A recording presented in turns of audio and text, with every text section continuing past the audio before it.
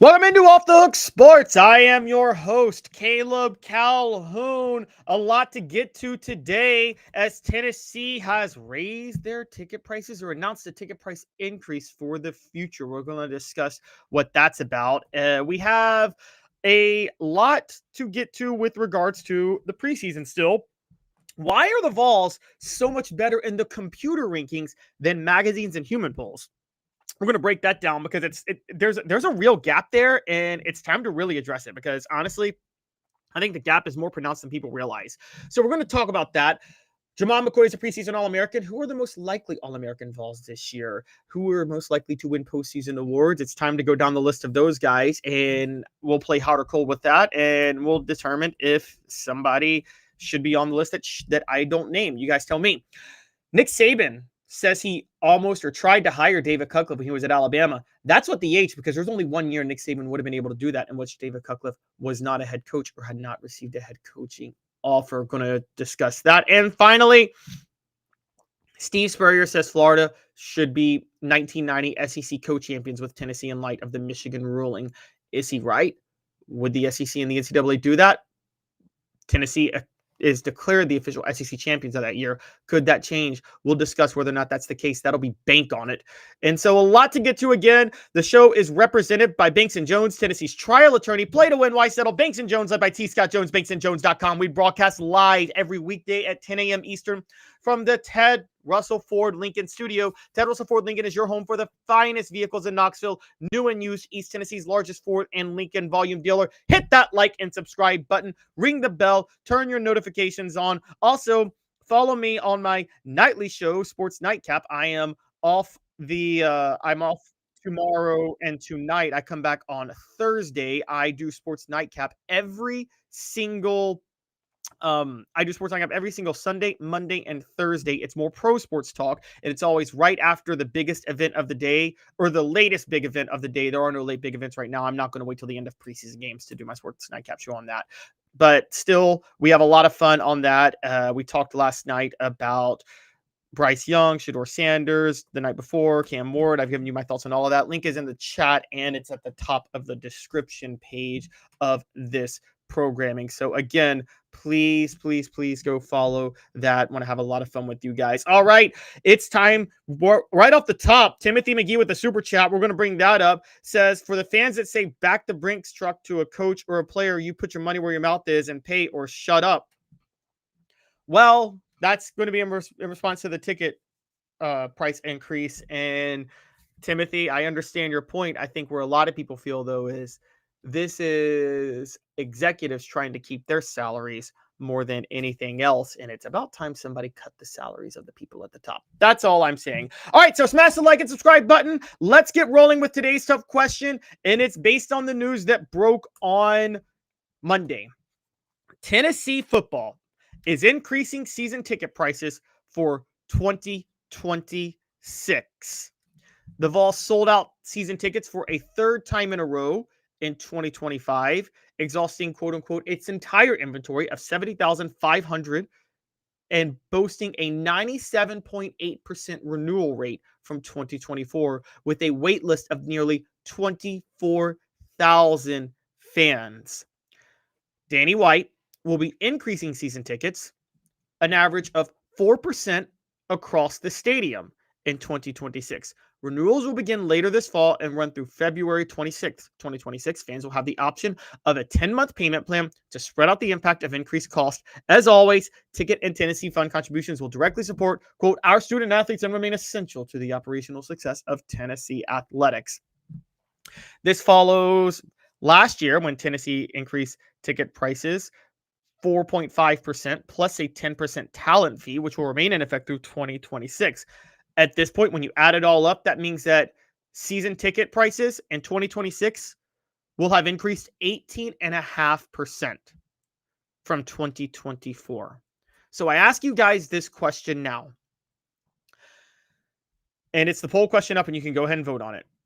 Tennessee football ticket price increases for 2026 are necessary in the NIL age or more price gouging. You guys vote. That is today's tough question. It is brought to you by Banks & Jones, Tennessee's trial attorneys. Play to win. Why settle? Banks & Jones, led by T. Scott Jones, banksandjones.com. Here's the thing with the Tennessee ticket price increases. I will give you my thoughts on which one it is, but I'm not sure it's either. Take out the NIL age for a minute, guys. Just take it out. Tennessee, after announcing a 4.5% increase 2 years ago and a 10% talent fee, still sold out its ticket prices, had a 97.8% renewal rate, and had a wait list of 24,000 fans. In any business, in any field that you operate, no matter what you do, if the demand is that high, you are going to raise your prices. You're leaving money on the table. That's capitalism.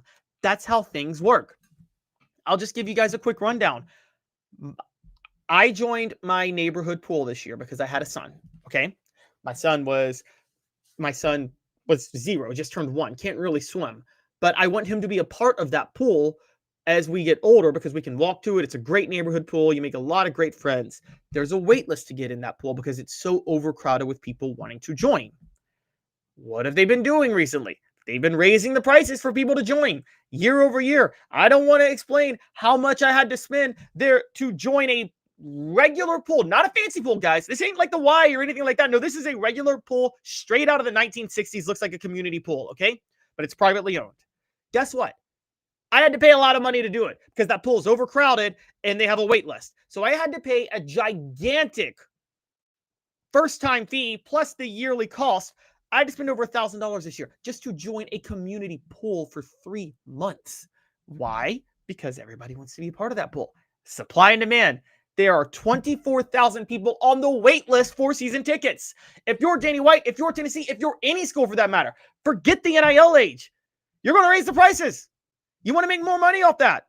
That's a huge renewal. I mean, that's a huge backlog of fans that would want to join that you could make more money off of. Again, this is how markets work. They're going to keep raising the prices until they're not raising the prices based on how they can sell their tickets. They're raising the prices based on how they can maximize the amount of revenue possible. With that in mind, I don't mind the idea of doing that. Now, at the same time, if Tennessee's doing it, a lot of other schools are having to do it too. And if a lot of other schools are doing it, Tennessee's got to compete. Timothy McGee jumps in and says, take your son to a lake. It's free. Timothy, the problem is Maryland doesn't have any lakes. But more importantly than that, where I live, I want my son to be able to ride his bike to a local pool. And as he gets older, I don't want him to have to ask somebody to drive him or anything like that. I live in a sandlot style neighborhood and I want it to stay that way. That's why we picked this neighborhood. So point being, I got to be honest. It's at a level where in the NIL age, I'm going to go ahead and say this. It's necessary. It's necessary in the NIL age because if Tennessee has this backlog, other schools have this backlog. Other schools are going to be raising their prices. They're going to have more money too. Now, let me be clear on what's going on. It is, and this is a very important point I have to make.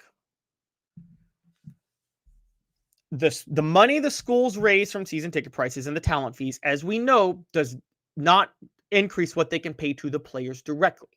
Because, as I've constantly told you guys, there's a price limit on what they can pay. It's now at $20.5 million. They're going to have that no matter what. What it does, more importantly, is allows Tennessee to upgrade their facilities without having to solicit as many funds from the donors. So the donors can then spend more money on buying players. You see, before players were getting paid, all college football programs were in an arms race for the nicest facilities possible, which is why you saw NFL players come back to college facilities to work out there, because where else could the donors spend their money? They can't spend it on the players. Now, in the age where they can spend it on the players, there will be less money to throw around for recruiting budgets and gigantic facilities and everything else and all the nice perks that come with being a college athlete. So you got to find new creative ways for those facilities. The schools can spend money on the facilities. There's no limit there. They can spend whatever they want. The more money they raise, the more money they can spend on facilities without having to solicit funds from donors. So donors can find workaround third-party ways to endorse athletes, which is how you recruit them to come to your school. That's why they're doing this. So yes, if Tennessee doesn't do it, they will fall behind because other schools are going to do it. This is what other schools are going to do in this arms race. Today's tough question brought to you by Banks & Jones, Tennessee's trial attorney. Play to win, why settle? Banks & Jones, led by T. Scott Jones, banksandjones.com. Why Banks & Jones? Well, it's because they're Tennessee's trial attorney. You can play to win with Banks & Jones because they'll go to trial. You've heard of other lawyers. They say they'll go to trial and fight for you. They won't. They just want to settle. That's the easiest way out. Well, that's not Banks & Jones, led by T. Scott Jones. They won't settle. They'll go to trial for you. Tennessee's trial attorney. They play to win.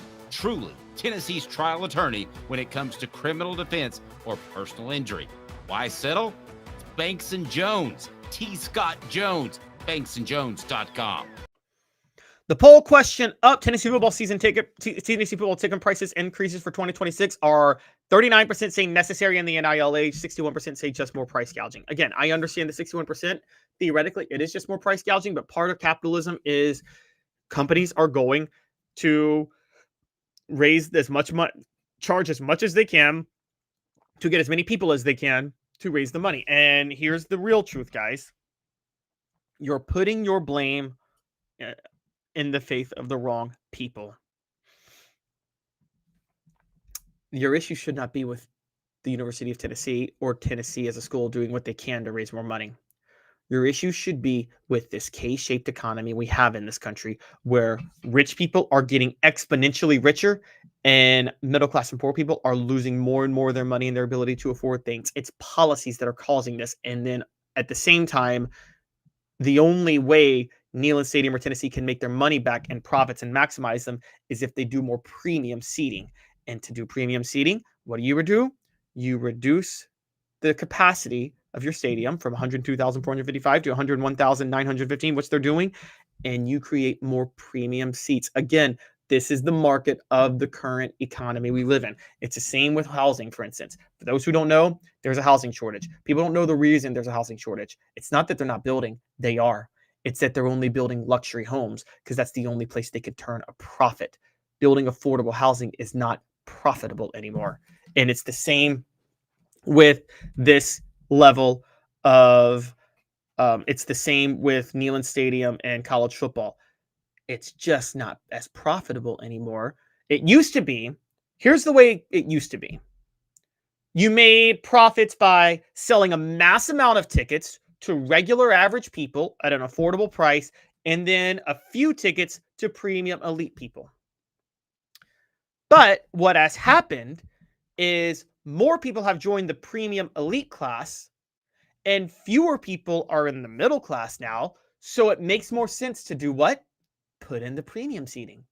No, I mean, you don't do poor ticket seating. That just doesn't happen. So as more people from the middle class move into the poor and can't afford any of the basic stuff, you're going to increase your prices for the premium.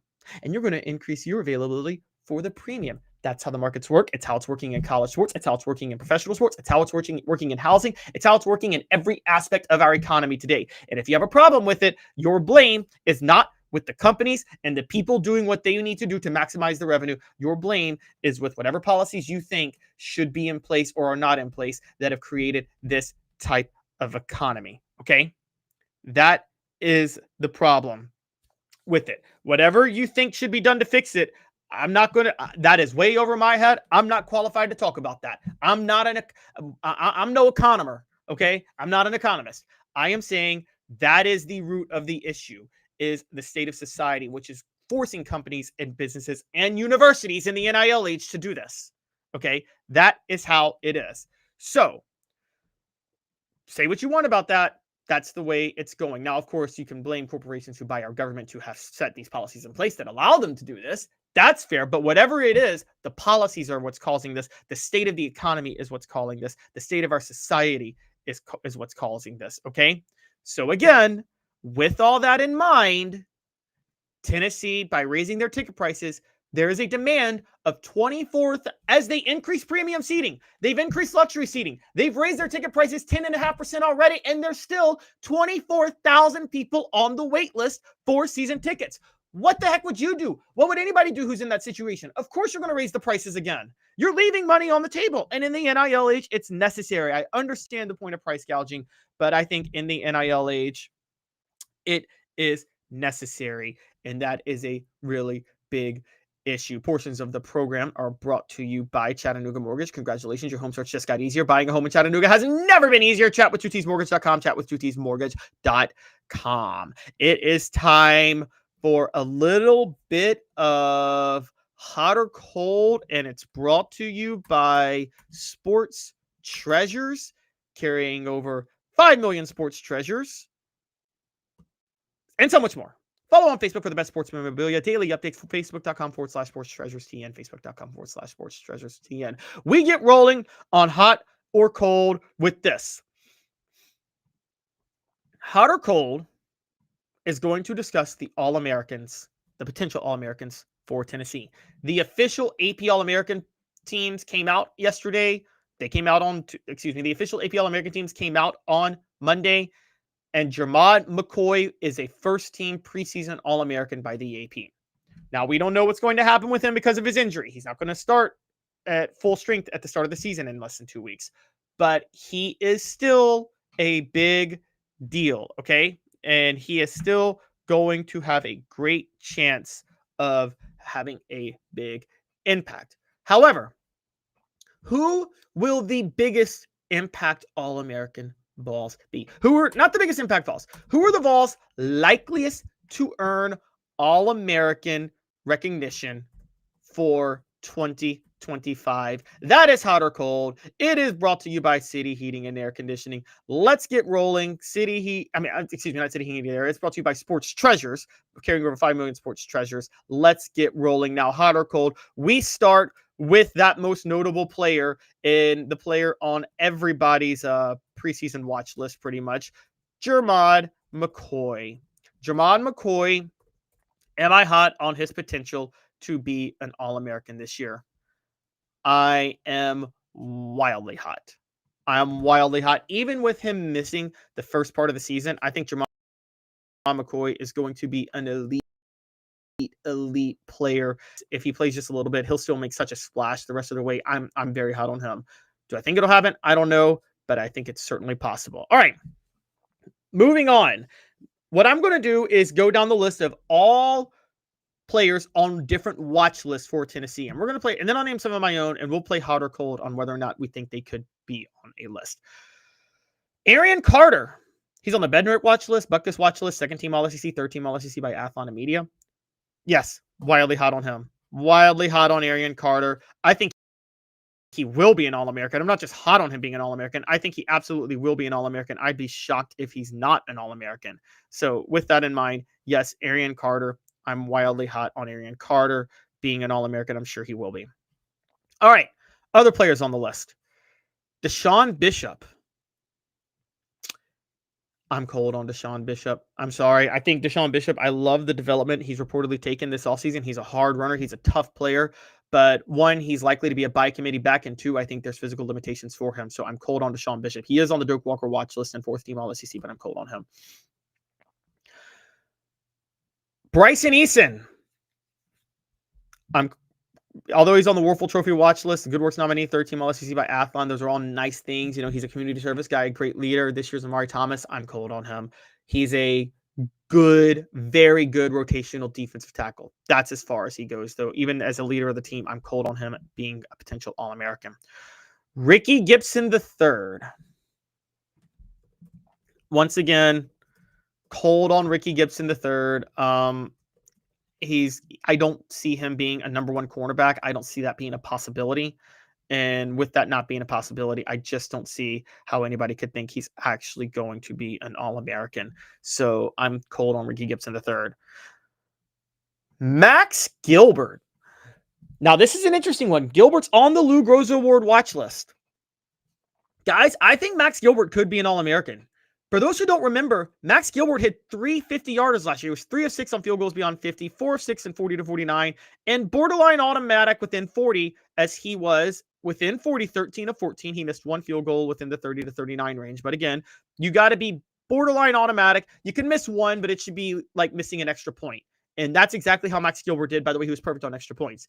The issue with Max Gilbert that's going to make things a little difficult this year is Max Gilbert is also dealing with a new long snapper. And long snapping is a huge part of college football. For those who don't know, Justin Tucker's dip in production happened right as the Ravens got rid of Morgan Cox, who is the greatest long snapper in history and played at Tennessee. And also, the Titans had the worst kicking for multiple years, and they had different kickers that they tried to fit in there, and none of them were good. And it had to do with the fact that they didn't have a good long snapper. They went and signed Morgan Cox, and right as they signed him, they had the best field goal kicking efficiency over a 3-year period of anybody in the NFL. That's how big of a deal the long snapping is. But if they have the right long snapper, yeah, Max Gilbert could easily be an All-American. Don't sleep on that. Lance Hurd. Believe it or not, I'm very hot on him. At left tackle, he came on very strong at the end of the year. He's the one returning offensive lineman for Tennessee. And Joey Aguilar gets rid of the ball so quickly that Lance Hurd's not going to give up a lot of sacks, guys. So he's going to look really, really, really good. He's only 4th team All-SEC Athlon. But no, I'm actually very hot on Lance Hurd potentially being an All-American. Joshua Josephs, who was 2nd team Athlon All-SEC. I'm cold on him. Joshua Josephs is just a complimentary edge rusher. He can never be a breakout superstar edge rusher. He's a Deshaun Bishop of edge rushers. If he is the main guy, that means Tennessee will have a solid player there, but not a game changer like they had in James Pierce. And I'm not so sure he will be the guy because I think Jordan Ross could be the main guy there. Jackson Moy. I think Jackson Moy at defensive tackle is going to have a breakout year. I am very excited to see what will come of Jackson Moy, but at the same time, I'm cold on Jackson Moy potentially being an All-American, largely because the same with Bryson Eason. Rodney Garner is going to run 6 guys again. Now, I get that David Hobbs being hurt is going to change that a little bit, plus the lost 3 guys from last year. He's still just going to put bodies in there just to put bodies. So I'm actually pretty cold on Jackson Moy potentially being an All-American. And so I think that I think Jackson Moy is a guy that I think just the nature of the position he plays, he can't be an All-American. Star Thomas, same with Deshaun Bishop, going to be a solid player. I think there's a rotational by committee system going on there. He's on the Doak Walker Award watch list, but no, I don't think he's going to be an All-American. I'm cold on Star Thomas. And then Jackson Ross, the punter. Yes, I'm hot on Jackson Ross, the punter, being a preseason, potentially being an All-American.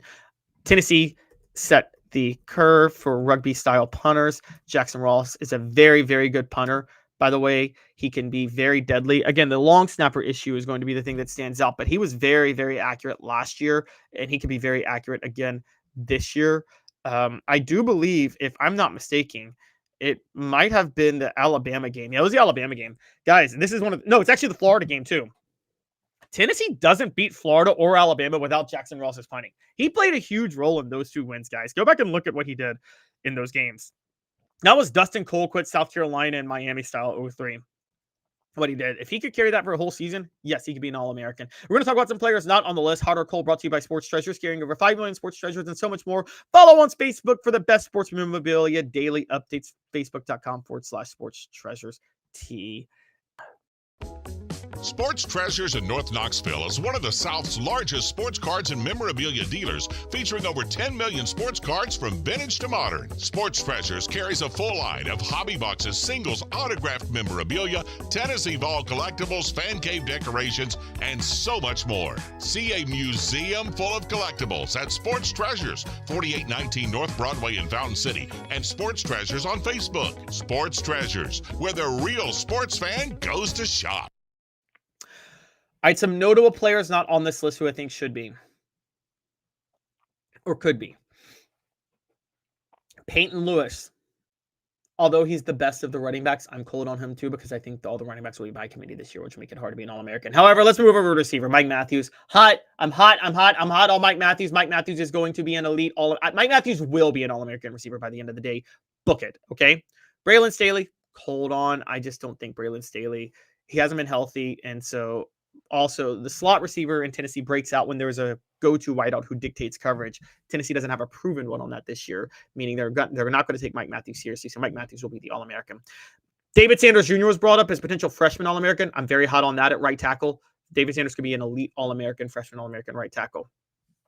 Joey Aguilar. Okay, I'm a little cold on him. I do think the passing offense will be much better than it was last year, but I don't think Joey Aguilar could be an All-American this year. I think that's going to be a little too difficult as the new quarterback at Tennessee. And then finally, you guys asked, and I shall answer, Boo Carter. I'm cold on it. Let me explain why. Boo Carter has more Heisman potential as a two-way player than he has All-American potential because he could be a solid two-way player. However, he's not going to be the best player at his position on either side of the ball. And All-Americans are locked in as positional players. The only way Boo Carter's an All-American is if he's a return specialist. But given the fact that Tennessee is out of punishment, limiting his ability to come back and actually start because he still is not fully working with the first team, I just don't think he's going to have enough of an impact to be able to do it. So no, I'm cold on Boo Carter, even though I think he's an elite player. Portions of the program are brought to you by Hemp House, the premier hemp dispensary online with a wide variety, great selection, and strict standards. HempHouseChatWith2Ts.com, HempHouseChatWith2Ts.com. Use the promo code HOOKED for 10% off. When we come back, we're going to discuss Tennessee's computer rankings versus the human rankings. There's a big gap in that, and honestly, nobody really knows why. Maybe you guys could tell me because I'm having a lot of trouble with it. Stick with us. Off the Hook Sports, 2 minutes. We're going to discuss Tennessee's computer rankings going forward when we get back. 2 minutes. Off the Hook Sports. Why Banks and Jones? Well, it's because they're Tennessee's trial attorney. You can play to win with Banks and Jones because they'll go to trial. You've heard of other lawyers. They say they'll go to trial and fight for you. They won't. They just want to settle. That's the easiest way out. Well, that's not Banks and Jones, led by T. Scott Jones. They won't settle. They'll go to trial for you. Tennessee's trial attorney. They play to win. Truly, Tennessee's trial attorney when it comes to criminal defense or personal injury. Why settle? It's Banks and Jones. T. Scott Jones. BanksandJones.com. Hello, ma'am. I'm here to look at that plumbing problem. Oh boy. Yep, you're gonna need a whole new sink. If this toilet is no good, You're gonna need a new one ASAP. you are not gonna believe this. You're all out of milk. Have you heard about our service plan? I need to call Scott's. Scott's Plumbing, your trusted neighborhood plumber since 1977. Community banking is about location and much more. It's about family. We reside in your community. We are a part of your community. At Commercial Bank, our commitment extends beyond the walls of our branches. It's displayed each day in the opportunities we provide, the money we give back, and the time we commit, all to help improve the lives of the people, families, and businesses that make our communities great. Commercial Bank, life made better.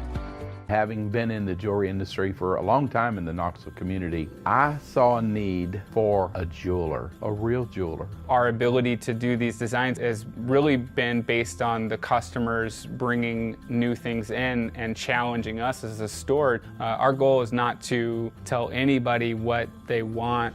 Our goal is to listen to what they want and then help them get there. Schedule your consultation today to get your special someone the perfect custom gift just in time for the holidays.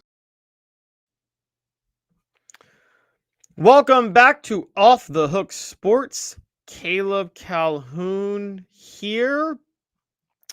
It is time for This Day in Tennessee Sports History, which is brought to you guys by Joe Neuber Collision Center. For nearly 50 years, Joe Neuber Collision Center has been East Tennessee's best choice for quality repair work and fantastic customer service. Joe Neuber Collision Center. And it's a happy birthday to, of all people, Johnny Darden, who, for those who don't know, was a guard under Ray Mears and Don DeVoe from 1975 to 1979. And in case you're wondering, yes, he was there for the Bernie and Ernie show. He was the facilitator during the Bernard King and Ernie Grunfeld era. And then after that, he helped Tennessee he helped them win back-to-back SEC regular season titles. And then 2 years later, when Don DeVoe arrived, he helped them win the SEC tournament title, playing in 3 NCAA tournaments in 4 years, was the all-time leader in assists, by the way, until Zakai Ziegler this past year, believe it or not, of all people. Yeah, Zakai Ziegler this past year broke the all-time assist record for Tennessee, and it was held by Johnny Darden. Before then, Johnny Darden had, for his career, averaged 6.6 assists per game and had 715 assists. Major happy birthday to Johnny Darden. Again, Johnny Darden, one of the great players in Tennessee basketball history. He, again, was a big part of helping Tennessee emerge into the forefront of college basketball. Grew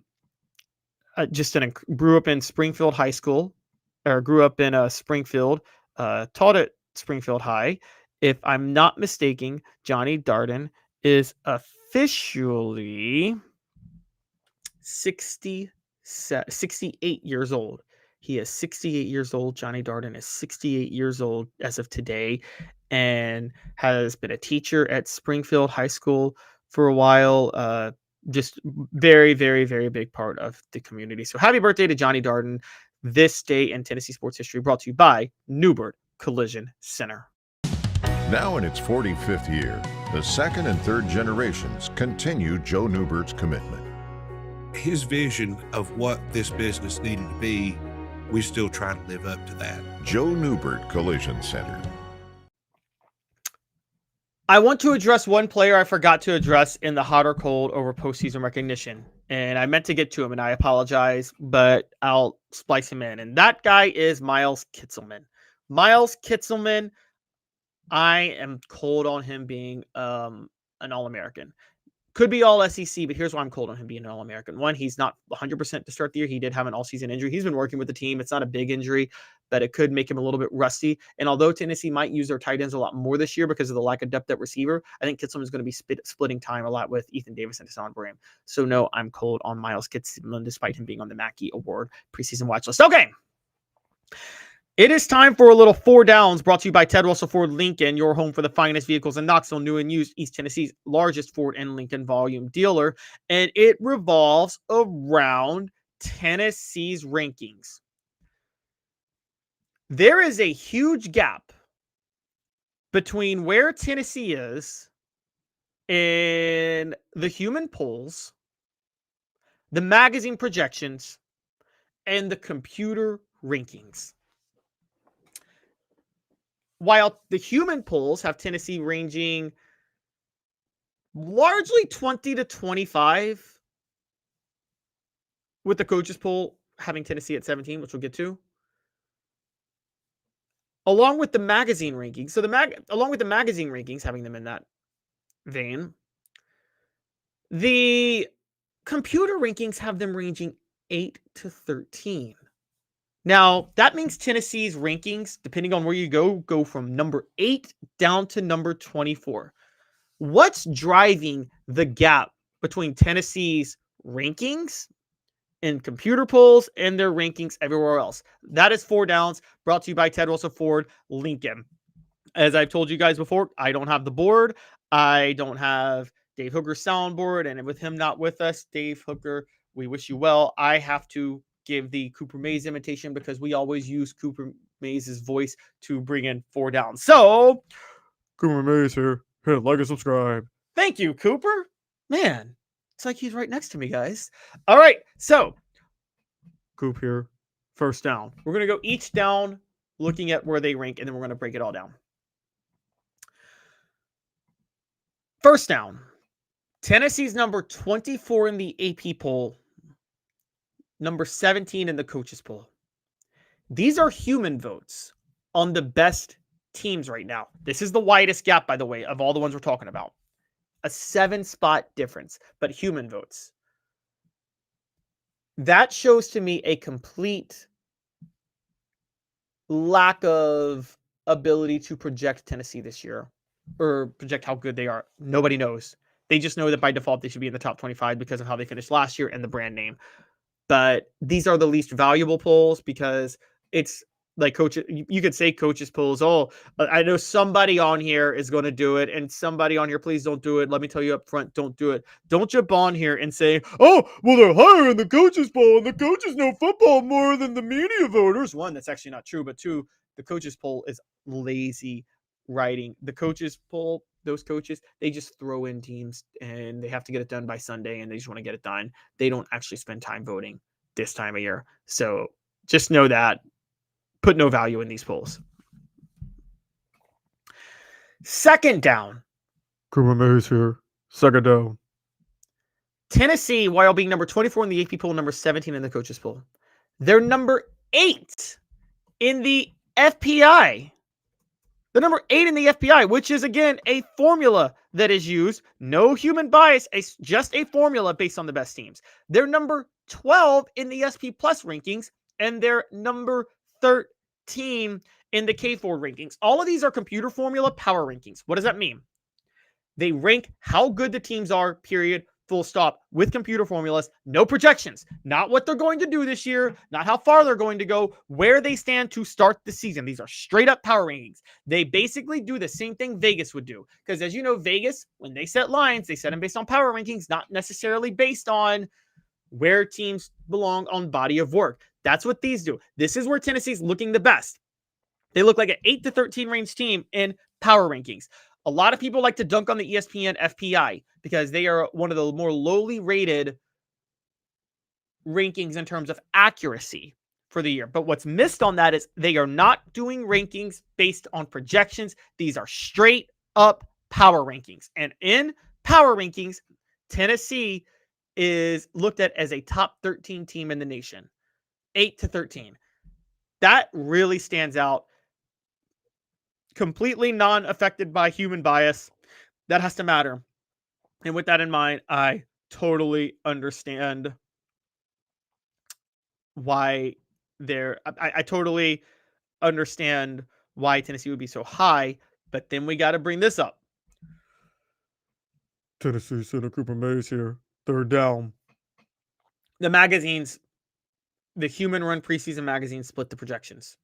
You know, between 13, as high as 8 in the FPI, as low as 24 in the polls. Well, the magazines are all in 20 to 21 range. Pick 6 Preview, the most accurate magazine of the last 10 years, has them at number 21. Athlon has them at number 21. Phil Steele has them at number 20. Achilles has them at number 20. All of these use formulas and do their rankings to project where teams will finish the season. So this is not a power ranking. This is a projection. All 4 of these are projections on where a team will finish the season. So maybe their rankings do have Tennessee in the top 10, but they have Tennessee projected to finish the season in the 20 to 21 range. Now, there's a paradox in those 2 rankings. Throw the AP and coaches polls out. Nobody cares. There's a giant paradox in the gap between the computer rankings and the magazine rankings for Tennessee. And I'm going to discuss that. First, a quick message from Ted Russell Ford Lincoln. A beacon of hope in a world of high prices. Look to the skies, Knoxville. Super savings is here. Ted Russell Ford is East Tennessee's #1 volume Ford dealer. Right now, get 0% APR, 0 down, and 0 payments for 90 days on select models, plus 2 years complimentary maintenance. Come see the super dealer today at either Ted Russell Ford location, Parkside Drive, or Kingston Pike. All SEC Center Cooper Mays here. 4th down.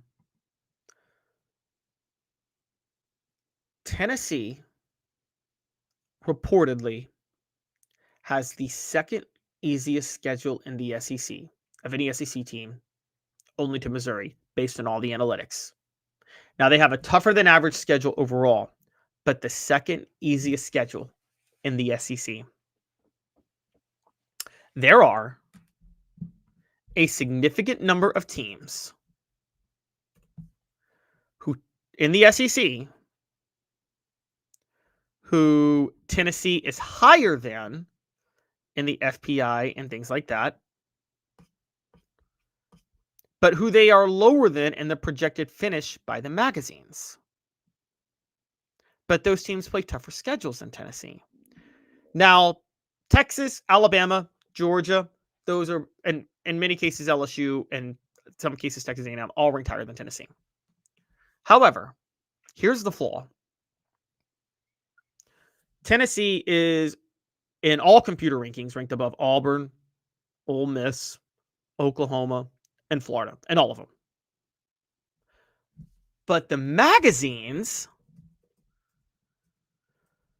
have all four of those teams at different times projected to finish ahead of Tennessee despite playing significantly easier schedules. Oklahoma and Florida have among the toughest schedules in the SEC, and they're in the top 10 of Phil Steele's preview. That's mind-blowing, honestly. Again, it's one thing if you're going to have Missouri ahead of Tennessee because of their schedule, which is very easy. And you could even think Missouri is going to be better than Tennessee this year. I don't, but you could.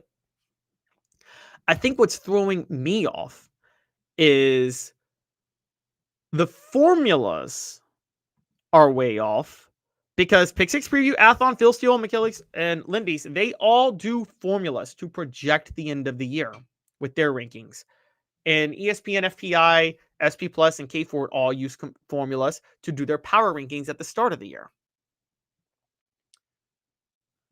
Even though one's a projection and one's a top 25 and one's a start of the year power ratings, there's clearly still a gap in the methodology of the formula.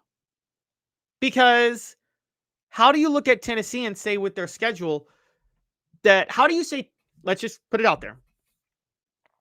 How do you say Tennessee's better than Florida and Oklahoma and Auburn?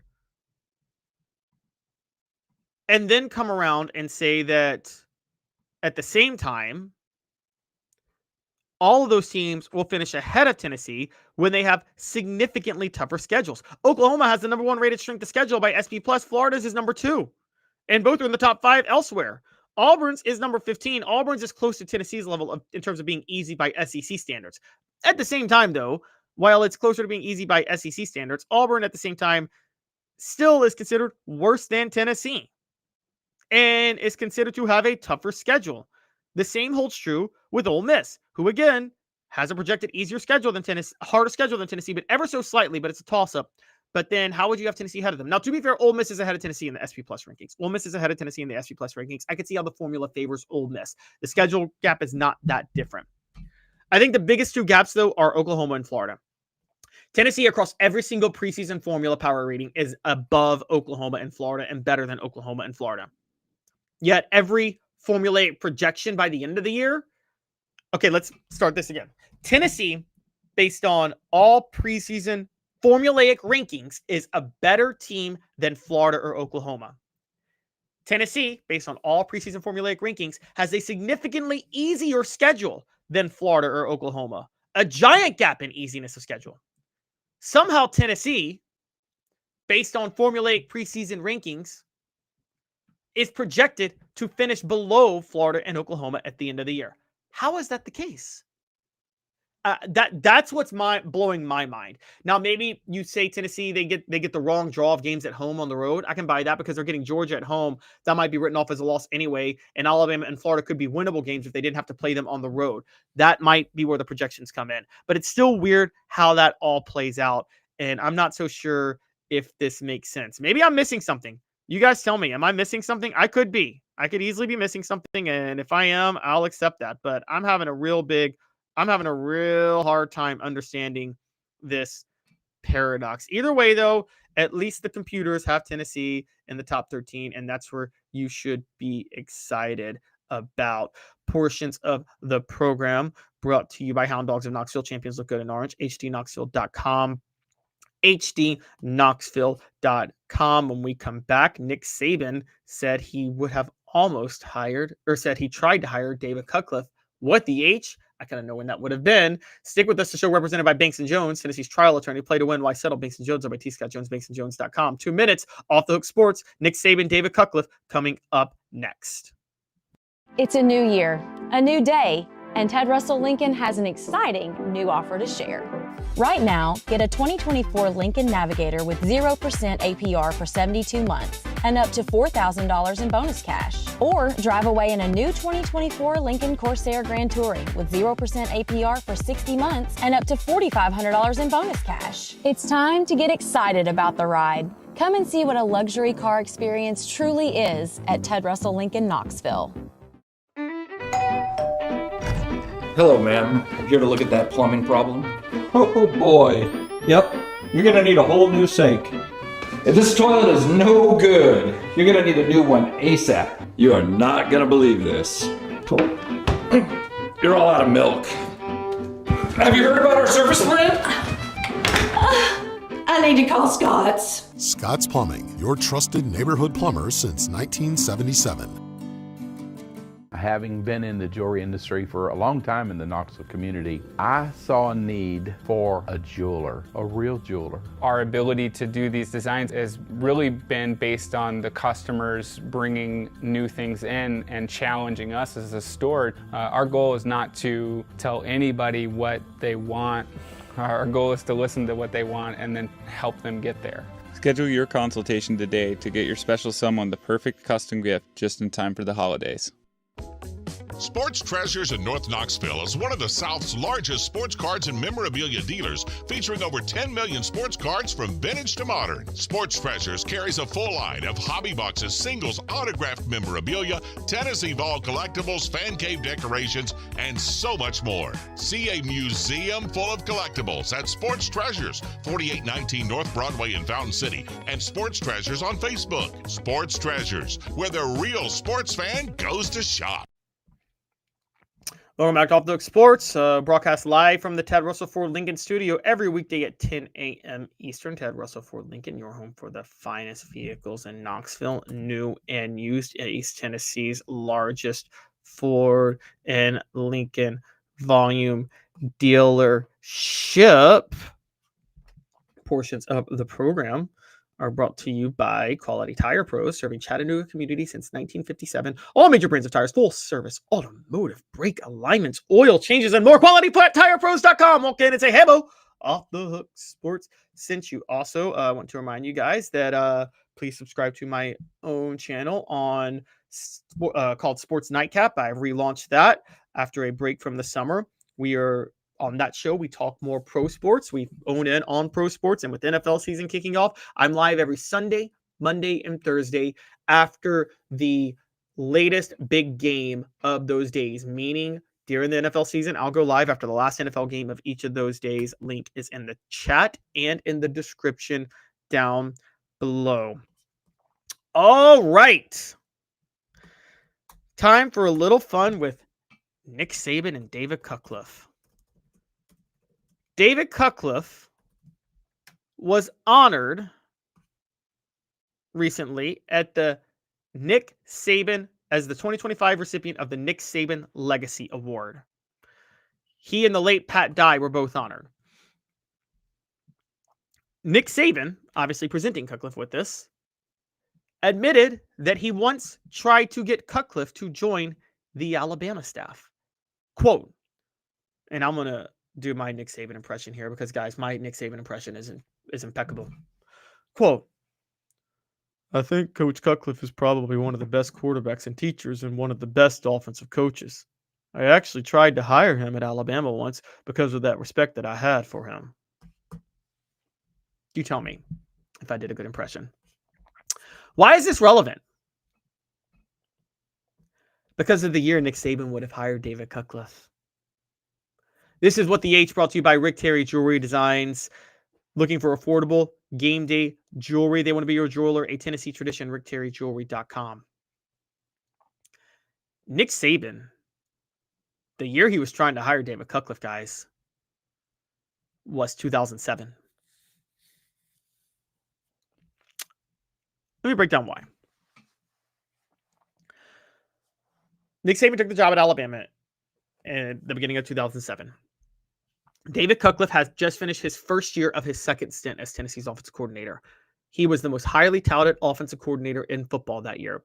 The dude turned around Eric Ainge overnight.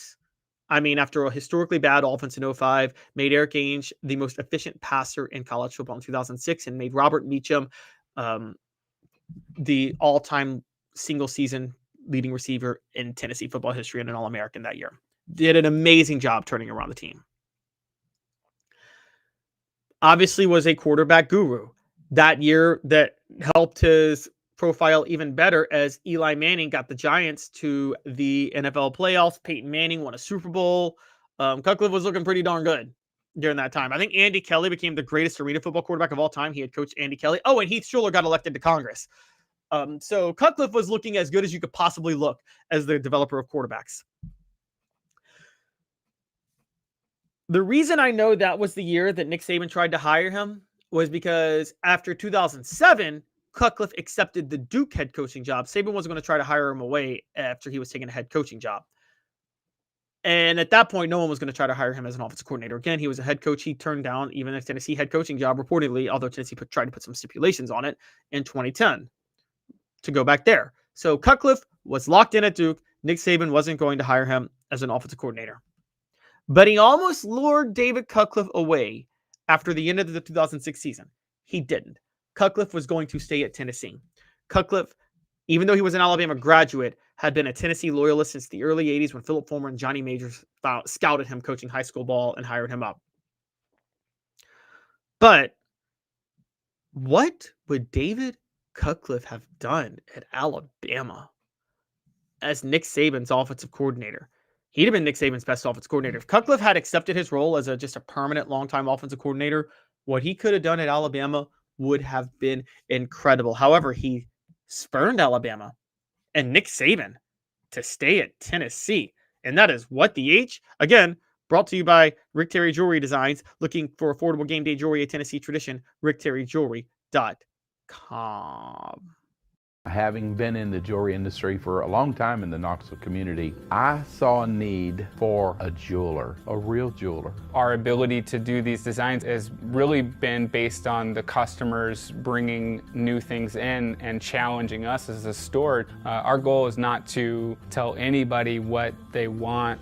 Our goal is to listen to what they want and then help them get there. Schedule your consultation today to get your special someone the perfect custom gift just in time for the holidays. Now, let's talk about Tennessee's perspective for a second. What would have happened if Tennessee in 2006, if David Cutcliffe had been hired as Alabama's offensive coordinator after the 2006 season?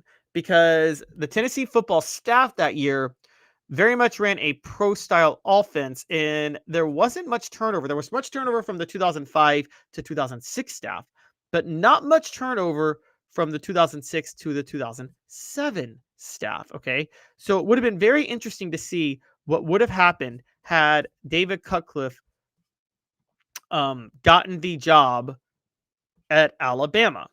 Tennessee had Trooper Taylor, Steve Caldwell, Mike Goddard on the offensive line. As we all remember, Philip Fulmer targeted Dave Clawson the next year. Not that Dave Clawson was a bad coach. He's a very good offensive coach, but he had a totally different system than what Fulmer liked to run, and the dynamics just didn't work, and it became a total disaster. Would he have hired Dave Clawson after 2006? No, he wouldn't have. Dave Clawson had gone 11-3 at Richmond and won his conference in 2007, second time in 3 years. 2006, he had just gone 6-5 and only won his conference once. He wasn't as highly talented or high profile of a candidate in 2006. That would bring in Gus Malzahn, who Fulmer almost hired after 2007, when Gus Malzahn was doing an amazing job as Tulsa's co-offensive coordinator. But again, that would have been tricky because Fulmer didn't like the offense Gus Malzahn ran to begin with. And because Fulmer didn't like the offense that Gus Malzahn ran to begin with, it would have been hard to see him choosing to make Gus Malzahn his offensive coordinator when there would have been a clash. But after 2006, Gus Malzahn was a much more highly touted coordinator than he was after 2007, because in case you guys forgot, 2006 was the year Arkansas had a breakout year with Darren McFadden and Felix Jones, and McFadden should have been a Heisman candidate that year. Gus Malzahn was the brains and the mastermind behind that offense in 2006 when Arkansas won the West. So it would have been a harder sell to not hire Gus Malzahn for Philip Fulmer in 2007. Okay. Trooper Taylor was a candidate for offensive coordinator at Tennessee in 2007 going to 2008. One of the interesting things about that is I think Philip Fulmer Trooper Taylor was a candidate for offensive coordinator when Tennessee replaced David Cutcliffe with Dave Clawson. I think they slow walked it. They wanted to see somebody else. They wanted to see if they could find somebody else to be the offensive coordinator who had a little bit more experience and would make more of a splash. And that's where they land. And before they could come to Trooper couldn't wait anymore. So he took a job at Oklahoma State instead. And that's where he says Mike Gundy snaked him and lied to him. I think if Trooper had stayed around, he might have actually been the offensive coordinator at Tennessee. Another interesting name that could have been on the list, by the way, guys, at the end of 2006, the late, great Mike DeBoard, who ended up becoming Tennessee's offensive coordinator in 2015. He was running a pro style at Michigan during that time and doing very well, but I don't think he would have left. That was Chad Henne and Mike Hart's last year in 2007. There was a lot of excitement, so I think he would have stayed. I don't think Tennessee could have gotten him. I think if Tennessee had lost David Cutcliffe in 2006, Trooper Taylor might have gotten the job at that point. I don't think Oklahoma State or other schools would have come calling as much for Trooper Taylor. Now, he was a little more high profile because of the success that Robert Meacham had, but I think what got him the job after 2007 was it wasn't to Oklahoma State, was that he was able to turn Lucas Taylor into a 1,000-yard receiver. So I don't think there's any shock that Meacham was a record-setting receiver. Meacham was just that good. I think Trooper Taylor, quite honestly, would have gotten the job because he wouldn't have gotten any better offers, and Tennessee wouldn't have found anybody that they wanted to run Fulmer's system. And if Trooper Taylor gets that job in 2006, I think Tennessee works out. Things change dramatically. I think the offense still hums along. Taylor was an understudy to Cutcliffe, had learned the offense very well, and reportedly picked it up very quickly. And Taylor could have thrived under Fulmer, might have bought Fulmer a few more years. They still might have won the East in 2007, and it might have bought Fulmer a few more years in 2008, 2009, and 2010 with Taylor running the show. Now, they wouldn't have installed that no-huddle offense that they installed in 2007, which played a huge role in helping them win the East that year, because Taylor was in his first year as offensive coordinator. He didn't have Cutcliffe's experience, who had learned enough to be able to go study the no-huddle, which he did with the Saints. But at the same time, that would have been a very intriguing way that worked out. But we do know it was the end of the 2006 season when Nick Saban tried to hire David Cutcliffe away. And the reason we know it was Nick Saban it was 2006 was because that was also the year Nick Saban had to settle on Major Applewhite. And Major Applewhite was like not the best offensive coordinator for him. He ended up moving on, I believe, like very quickly, pretty much after that, to Jim McElwain, wasn't it? Right after that, you guys can correct me. Who was Alabama's offensive coordinator in 2008? Was Jim McElwain their offensive coordinator in 2008? Yes, he moved from Major Applewhite on to Jim McElwain, and the offense got significantly better. So interesting to see how that all would have worked out. I'll just say that. Maybe Fulmer's career takes a different turn if David Cutcliffe's hired away at the end of 2006. Portions of the program are brought to you by the UPS store, Hardin Valley, helping individuals and small businesses, wide range of products and services, locally owned and operated. 10629 Hardin Valley Road. It is time for the stat of the day. And the stat of the day is this. It's a good one, guys. It's an interesting one. I keep talking about new quarterbacks to start the season, with Joey Aguilar being named the starting quarterback to start the season.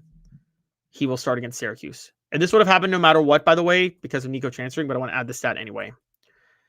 With Joey Aguilar starting the season, it will be the 6th straight season Tennessee has had a different quarterback start the year. Jared Garantano started in 2020. That they've had a different quarterback start the year. Excuse me, how about this? This is a better way to phrase it. With Joey Aguilar starting the season, it'll mark the 5th straight season Tennessee has had a quarterback start the year different from the quarterback the year before. Obviously, Joey Aguilar is different from Nico, who started in 2024. Nico Iamaleava, though, was different from Joe Milton III, who started in 2023. Joe Milton III was different from Hendon Hooker, who started in 2022. Hooker was different from Milton, who had actually started the year in 2021. And Milton was different from Jared Garantano, who started the year in 2020. Never before have they had that happen more than 2 straight seasons.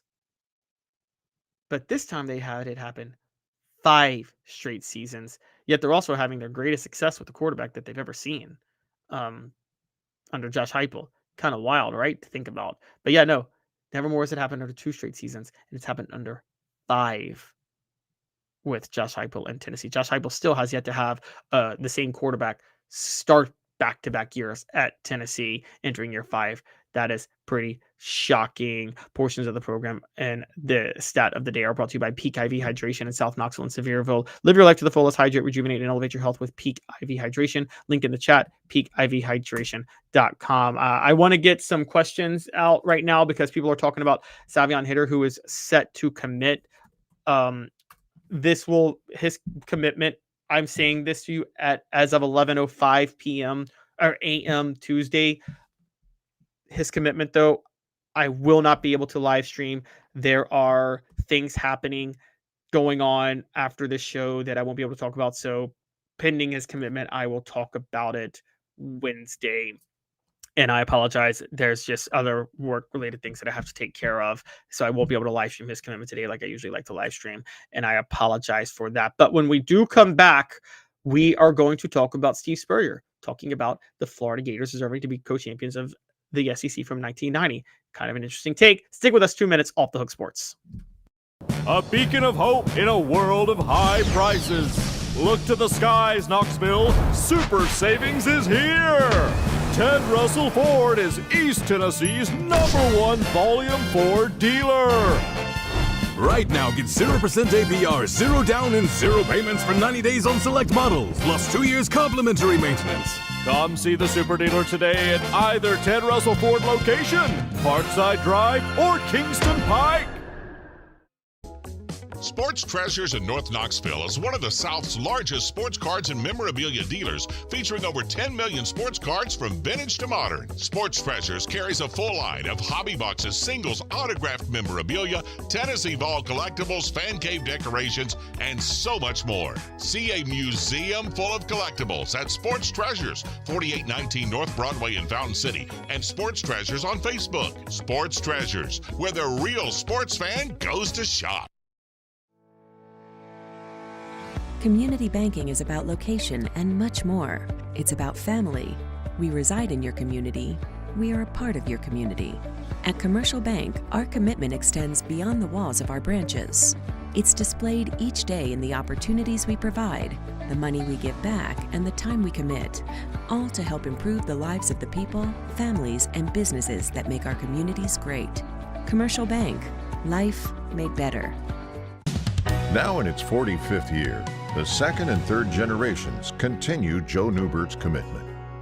His vision of what this business needed to be, we still try to live up to that. Joe Newbert Collision Center. Are you ready to get strong? At NFC, we offer top-notch weight training and functional fitness, so you can build strength and improve your performance. Join today at NFC1.com or stop by any one of our 7 East Tennessee locations. Welcome back to Off the Hook Sports. Hit that like and subscribe button, ring the bell, turn on your notifications. It is time for Bank on It, and it involves Steve Spurrier in Florida. With the Michigan Wolverines punishments from the NCAA being made official and no forfeitures or no probation or anything like that, Steve Spurrier has officially issued a demand that the 1990 Florida team be named SEC co-champions with Tennessee. He said that on another duly noted podcast with Pat Dooley, who we've had on this show. Here's the exact quotes from Steve Spurrier. And guys, I'm going to try Steve Spurrier accent now.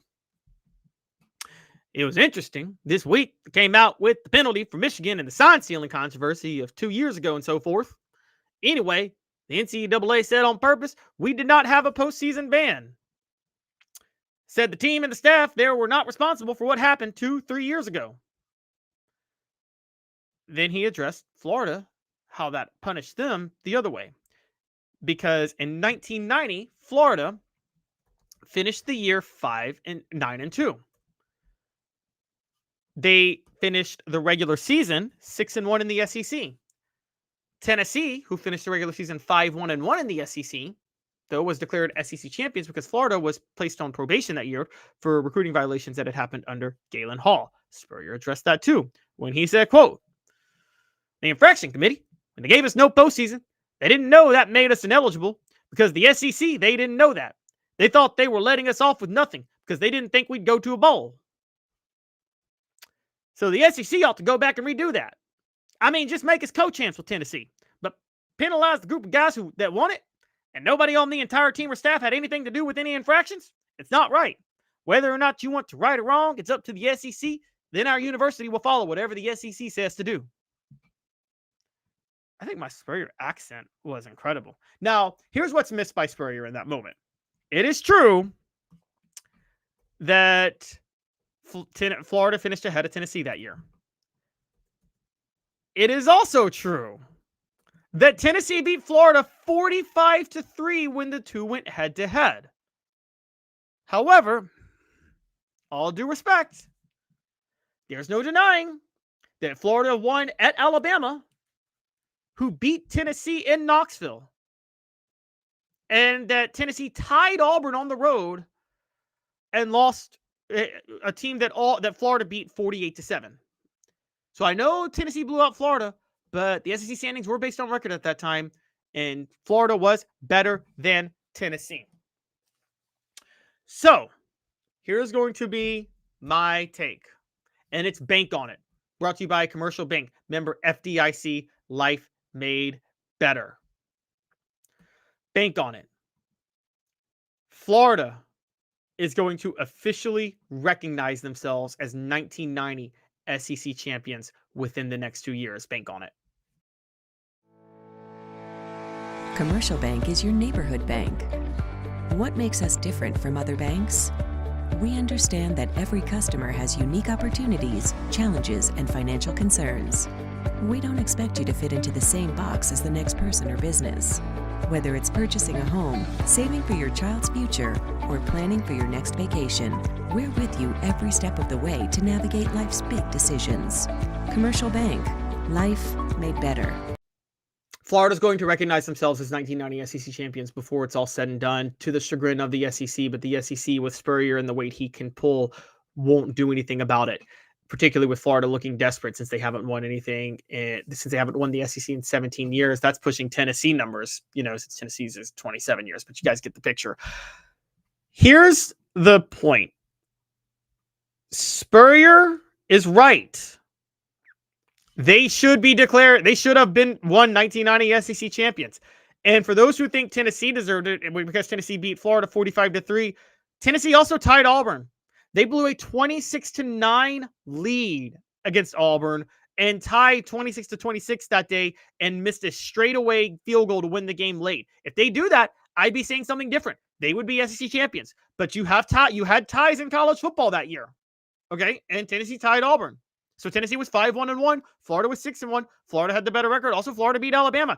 Tennessee didn't have to lose to Alabama. Tennessee lost 9-6 at home to Alabama. Not a good Alabama team. A team that finished the year strong, yes, to their credit, but that Alabama team, Tennessee was better than. So Tennessee has themselves to blame for the fact that Florida has this case. Now, funny enough, Tennessee also tied with the best record for the SEC in Florida in 1985 at 5-1, and Florida beat Tennessee, but Florida was on probation that year. So the Johnny Majors era is 3 SEC championships for Tennessee: 1985, 1989, 1990. Tennessee shared it 3 ways with Alabama and Auburn in 1989. In 90 and 85, they actually finished what would have been second to Florida, but Florida was on probation both times. Really puts a damper on the Johnny Majors era. I'm sorry, it does. But it's just the way it is. Tennessee was always good for under Majors. Some losses they shouldn't have had. It happened regularly. Despite the talent, they would drop a game that they should never drop somewhere. In 1990, that was Alabama and Auburn when they died. That shouldn't have happened. I will say that those Tennessee teams were wildly talented and way more talented than Florida. Way more talented. You look at the NFL. I mean, you talk 3 first-round offensive linemen: Antoine Davis, Charles McRae, and I forget the other one, but they had 3 first-round offensive linemen. They had Alvin Harper on that team, Carl Pickens. I mean, that team was just loaded with talent. Dale Carter on the other side. They blew the chance at winning a national title in 1990. That team should have won a national title. However, here's where there's a little bit of hypocrisy with Steve Spurrier.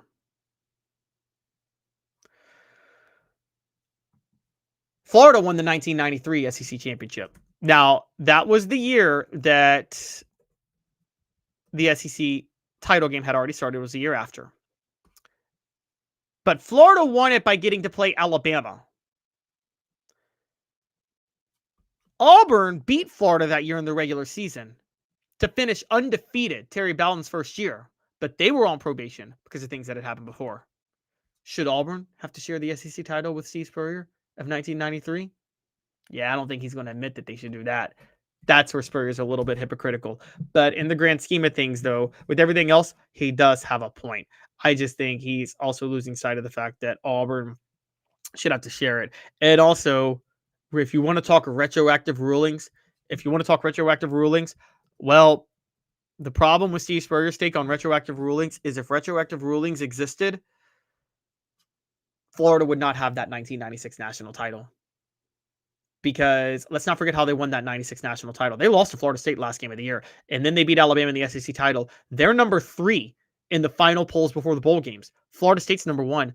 Ohio State was number 2. Not Ohio State, excuse me. Arizona State was number 2 that year because Arizona State had gone undefeated in the regular season. So had the BCS existed then, it would have been Florida State versus Arizona State for the national title. And Florida would never have played for it or won it.